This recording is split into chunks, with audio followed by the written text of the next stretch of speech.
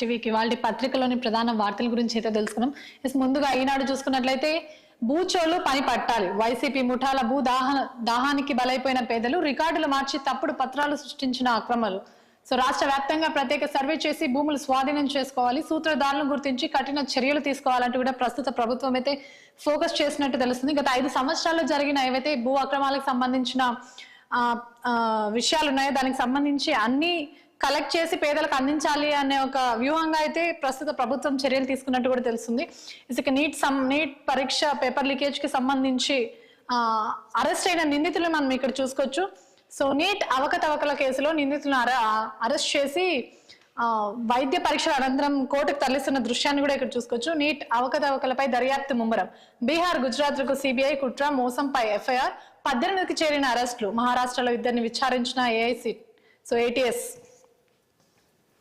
తొలి కేబినెట్ భేటీ. కూటమి ఎన్నికల్లో గెలిచిన అనంతరం ఫస్ట్ కేబినెట్ భేటీ అని కూడా చెప్పవచ్చు. నేడు కేబినెట్ భేటీ సూపర్ 6 పథకాల అమలుపై చర్చించే ఛాన్స్ ఉన్నట్టు కూడా తెలుస్తుంది.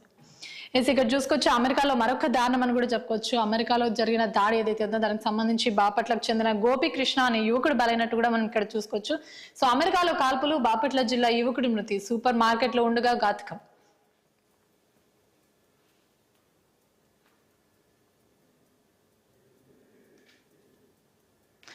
ఆంధ్రజ్యోతిలో ప్రధానంగా చూసుకుంటే నిన్నటి దాకా ప్రస్తుత ప్రభుత్వం ఫోకస్ చేసింది ఒక రిషికొండ బీచ్ పైన గత ప్రభుత్వంలో జరిగిన అక్రమాలు ఏవైతే ఉన్నాయో దానికి సంబంధించి. ప్రస్తుతం వైసీపీ కార్యాలయాల్లో ఎన్ని అక్రమాలు ఉన్నాయి, ఎంత అవినీతి జరిగింది అంటూ కూడా ఫోకస్ చేసినట్టు తెలుస్తుంది.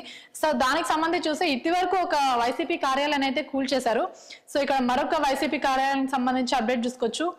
నల్ల చెగురుల భారీ ప్యాలెస్ కొల్లగొట్టి కట్టేశారు.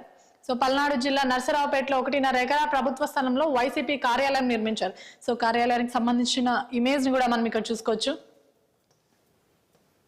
ఇక వైసీపీ అక్రమాలకు సంబంధించి మరొక వార్తను కూడా ఇక్కడ చూసుకుందాం. వైసీపీ ఉరఫ్ రామ్కి పార్టీ ఆఫీసుల వెనుక జగన్ మాయ. మున్సిపల్ నివేదిక సాక్షిగా వెల్లడైన నిజం. అత్యధిక నిర్మాణాలు చేపట్టింది రామ్కినే. తవ్వే కొద్ది అక్రమాలు వెలుగులోకి. రికార్డుల్లో లేని కాంట్రాక్టులు, ఒప్పందాలు, లెక్కల్లో చూపని వ్యాయం వివరాలు. అయినా ఆ సంస్థ ఫ్రీగా ఎందుకు కడుతున్నట్లు. తెర వెనుక భారీ క్విట్ ప్రోకో ఆరోపణలు. జగన్ ప్రభుత్వంలో మేళ్లు పొందిన కంపెనీలు, సొంత డబ్బుతో రామ్కి ద్వారా నిర్మాణాలు, అనుమతులు లేకుండానే మహల్ నిర్మాణం, 900 కోట్ల భూములు కారు చౌకగా లీజుకు. జగన్ అక్రమాలకు సంబంధించి మరొక వార్త. జగన్ రాసిచ్చారు, బాబు ఏం చేస్తారు. అస్మదీయులకు హైడ్రల్ ప్రాజెక్టులు సహా 1000 ఎకరాల కేటాయింపు. కేంద్ర సర్కార్ నిబంధనలు బుట్ట దాఖలు. రైతులను వేధించి మరీ భూముల స్వాధీనం. అప్పట్లోనే తీవ్రంగా నిరసించిన చంద్రబాబు ఇప్పుడు వీటిని తిరిగి వెనక్కి తీసుకుంటారా. విద్యుత్ సమీక్షలో నిర్ణయంపై ఉత్కంఠం. గతంలో ఏవైతే పేదల దగ్గర నుంచి అక్రమాలుగా తీసుకున్న భూములు ఏవైతే ఉన్నాయో దానిపై ప్రస్తుత సీఎం ఎలా స్పందిస్తారో అన్న దానిపై కూడా ఒక ఆందోళన అయితే తెలుస్తుంది. ఇక్కడ చూసుకుంటే చెవిరెడ్డి చేతికి ఆర్టీసీ స్థలాలు. లీజ్ పేరుతో 17 ప్రాంతాల్లో కట్టబెట్టిన అధికారులు. రాష్ట్రంలో 70 ప్రాంతాల్లో టెండర్లు. భాస్కర్ రెడ్డికి కీలక పత్రాలు. వైసీపీ హయాంలోనే తతంగం. పేరుకే టెండర్లు. అధిక ధరకు కోట్ చేసిన వారికి బెదిరింపులు. ఒంగోలు బస్ డిపో ఆవరణలో పనులు ప్రారంభించిన వైసీపీ నేత అడ్డుకున్న జనసేన నేత రియాజ్ లీజ్ కు రద్దు చేయిస్తామంటూ కూడా టీడీపీ స్పష్టం చేసింది. ఇక్కడ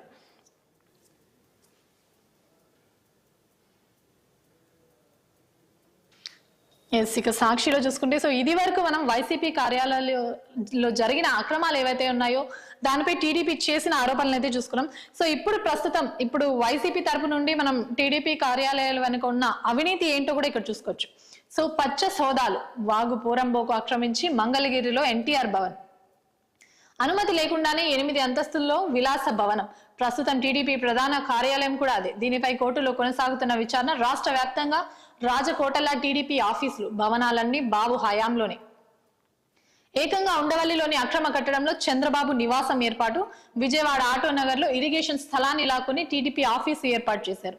అంతేకాకుండా విశాఖలో దాసనపల్ల కొండను తొలచి కార్యాలయాన్ని కట్టేసిన టీడీపీ. కాకినాడలో జడ్పీ భవనాన్ని స్వాధీనం చేసుకుని టీడీపీ ఆఫీసు నిర్మాణం. శ్రీకాకుళంలో దళితులకు కేటాయించిన భూముల్లో ఎన్టీఆర్ భవన్. తమకు అనుకూలంగా గతంలోనే పార్టీలకు భూములు కేటాయింపు. ఈ విధానాన్ని తెచ్చింది చంద్రబాబు అంటూ కూడా ఇక్కడ స్పష్టంగా ఉంది. వాటి ఆధారంగానే కేటాయింపులు. పక్కనున్న పేదల స్థలాలు సైతం కబ్జా. తన నిర్వాహకులను కప్పిపుచ్చి వైసీపీ కార్యాలయాలపై తప్పుడు ప్రచారాలు చేస్తున్నారు. ఈసీ కార్యాలయాలకు సంబంధించి ప్రస్తుతం టీడీపీ తరపు నుంచి ఆరోపణలు కూడా కనిపిస్తున్నాయి, వైసీపీ తరపు నుంచి కూడా ఆరోపణలు కనిపిస్తున్నాయి. టీడీపీ కార్యాలయాలు ఏవైతే ఉన్నాయో వాటి వెనుక కూడా అక్రమాలు ఉన్నాయి, పేదల భూములు కబ్జా చేశారు అంటూ ప్రభుత్వ స్థలాలు కబ్జా చేసి కూడా ఈ భవనాలు అయితే కార్యాలయాలు నిర్మిస్తున్నారు అన్నట్టు కూడా మనకి ఇక్కడ తెలుస్తుంది. ఇక్కడ చూసుకుంటే ఆగని టీడీపీ దమనకాండ, వైసీపీ కార్యకర్తలు సానుభూతి పరులు ఇళ్లపై కొనసాగుతున్న దాడులు, పలు చోట్ల శిలా ఫలకాలు విధ్వంసం. ఇంకా వైసీపీపై టీడీపీ దమనకాండ కొనసాగుతుంది అని కూడా చెప్పుకోవచ్చు. ఇక వెలుగులో చూసుకుంటే ఇవాళ నుంచి పార్లమెంట్ ఎంపీలతో ప్రమాణం చేయించిన ప్రోటెం స్పీకర్ ప్రధాని నరేంద్ర మోదీతో ముందుగా ప్రమాణం. నేడు 280 మంది, రేపు 264 మంది ఎంపీలు. 26న స్పీకర్ ఎన్నిక, 27న రాష్ట్రపతి ప్రసంగం, 28 నుంచి చర్చలు ప్రారంభం. జూలై 2 లేదా 3న సభను ఉద్దేశించి మోదీ స్పీచ్. మరొకసారి ఇక్కడ చూసుకోవచ్చు, పేపర్ లీకేజ్, నీట్ ఎగ్జామ్ కి సంబంధించిన లీకేజ్ అక్రమం ఏదైతే జరిగిందో దానికి సంబంధించిన అప్డేట్ మనం ఇక్కడ ఉంది. సో లీకేజ్ ఎక్కడ? నీట్ పై రంగంలోకి సిబిఐ, 4 రాష్ట్రాల్లో కదులుతున్న డొంక. బీహార్లోని పాట్నా, గుజరాత్ లోని గోధ్రాకు స్పెషల్ టీమ్స్, మహారాష్ట్రలో 2 అనుమానితులను విచారించిన పోలీసులు, జార్ఖండ్ లోని ప్రైవేట్ స్కూల్ నుంచి పేపర్ లీక్ అయినట్లు నిర్ధారణ. సో నీట్ ఎగ్జామ్ కు 770 మంది డుమ్మా, గ్రేస్ మార్కులు కలిపిన 1563 మంది అభ్యర్థులకు గాను 813 మంది హాజరు. తెలంగాణలో జరిగిన అసెంబ్లీ ఎన్నికల నుంచి బీఆర్ఎస్ విజయాలే అని కూడా చెప్పుకోవచ్చు. సో అప్పటి నుంచి బీఆర్ఎస్ కు ఏదో ఒక షాక్ తగులుతూనే ఉంది. సో తాజాగా బీఆర్ఎస్ కు మరొక షాక్ తగిలిందనమాట. సో కాంగ్రెస్ లోకి సంజయ్, సీఎం సమక్షంలో చేరిన Jagtial BRS MLA. So BRS కు మరొక షాక్ అని కూడా చెప్పుకోవచ్చు.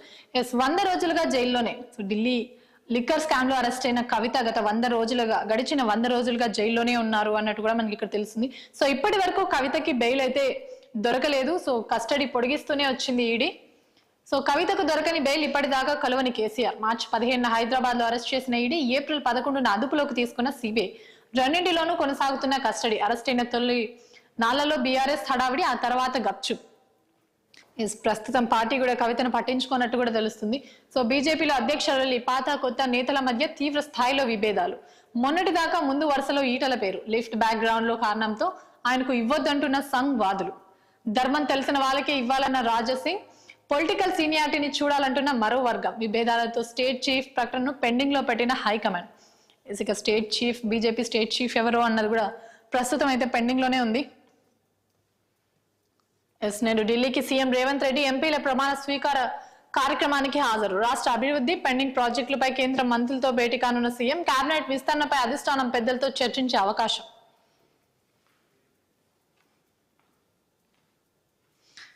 ఇక దిశలో చూసుకుంటే ప్రత్యక్ష పోరాటాలకు బీఆర్ఎస్ దూరం, మీడియా ప్రకటనలు సమావేశాలకే పరిమితం అంటూ కూడా ఇక్కడ కొన్ని కామెంట్స్ అయితే ఉన్నాయి.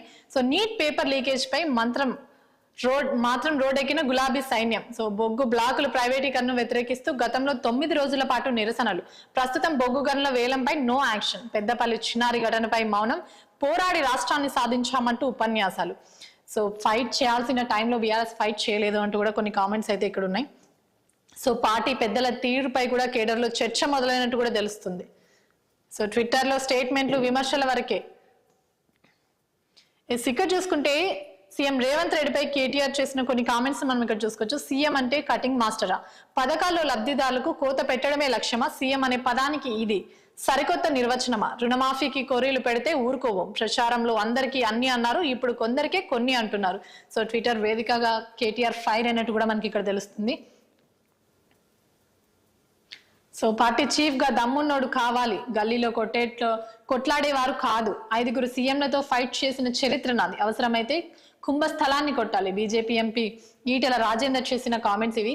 సో ప్రస్తుతం బీజేపీ స్టేట్ చీఫ్ పోస్టింగ్ అయితే పెండింగ్ లో ఉన్నట్టు కూడా మనం చెప్పుకోవచ్చు.